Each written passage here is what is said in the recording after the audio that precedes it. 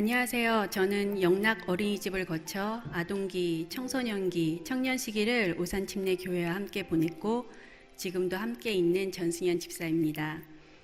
간증의 자리에 섰지만 새삼 특별한 사건도 아니고 이 자리에 계신 성도 여러분들도 비슷하게 겪었을 수 있는 경험을 나누려고 하니 쑥스럽기도 하지만 덤덤히 나누어 보도록 하겠습니다.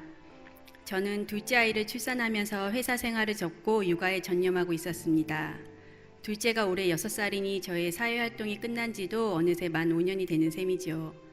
그렇게 사회생활에 대한 마음을 내려놓고 있을 즈음 생각지도 않게 좋은 환경과 여건의 회사에 취업할 수 있는 기회가 찾아왔습니다. 그 회사에서는 오히려 제가 바로 근무하기를 원하는 상황이었습니다. 그래서인지 긍정적인 분위기에서 면접이 진행되었고 드디어 마지막 질문이 제게 던져졌습니다. 마지막 질문은 요즘 관심사가 무엇이냐는 것이었습니다. 저는 하나님의 말씀으로 아이를 키우는 것이라고 대답했습니다. 그런데 순간 면접관의 표정이 경직되고 굳어지면서 기독인이냐고 묻는 것이었습니다. 저는 기독교인이라고 이야기를 했고 말씀 육아에 대한 제가 가지고 있는 생각을 이야기했습니다. 어릴 때부터 교회도 다니고 성경도 읽었지만 요즘 하나님의 말씀을 묵상하면서 느끼는 것은 제가 너무 말씀을 몰랐고 그런 영향이 자녀에게도 미친다는 것입니다. 요즘 세상의 질서가 무너지고 흉악하고 거친 일들이 계속되는 가운데 아이들이 말씀의 반석 위에 올바르고 건강히 서서 중심을 잡아가며 살아가는 것이 무엇보다 중요하다고 생각합니다. 이것은 물론 가르쳐야 할 일이기는 하지만 부모가 먼저 그렇게 살아가는 모범으로부터 시작되어야 한다고 생각합니다. 이것이 최근 저에게 있어 가장 큰 관심사라고 이야기했습니다. 물론 제가 말을 하면서도 면접관과 공감이 안 되고 있다는 것을 느꼈습니다. 게다가 이전까지와는 전혀 다르게 갑자기 안색이 바뀌더니 경력직이지만 수습기간을 적용해도 괜찮냐고 질문을 하셨습니다. 저는 흔쾌히 면접을 마치고 나왔습니다.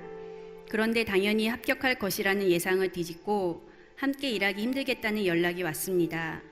가족과 친구들도 모두 안타까워했습니다. 근무 조건과 처우가 꽤 좋았기 때문입니다.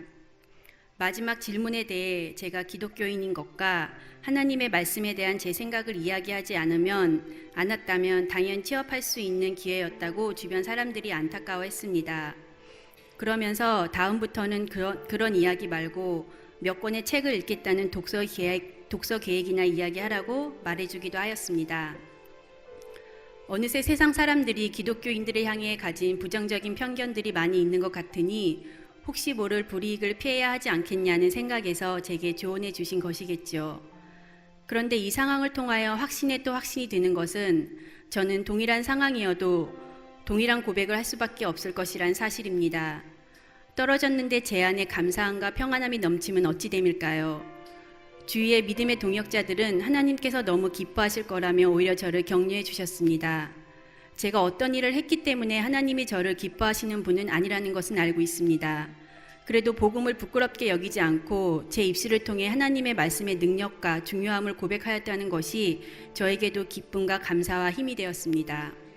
제가 생각만 하고 있던 것을 넘어 제 입술을 통하여 고백했다는 사실이 제 삶에 또 다른 변화를 가져왔습니다. 그 이후로 더욱 첫째 아이 윤서와 함께 말씀 묵상을 하고 나눔에 집중하고 있습니다. 아이와 함께 로마서를 거쳐 지금은 창세기를 같이 나누고 있습니다. 비록 세상에 좋은 것은 얻지 못했지만 더 귀한 하나님의 말씀의 힘이 저와 우리 자녀들에게 또 우리 가정에게 가져다 줄 놀라운 변화들을 기대합니다. 예수님의 십자가의 복음이면 저에겐 이미 충분하기 때문입니다. 감사합니다.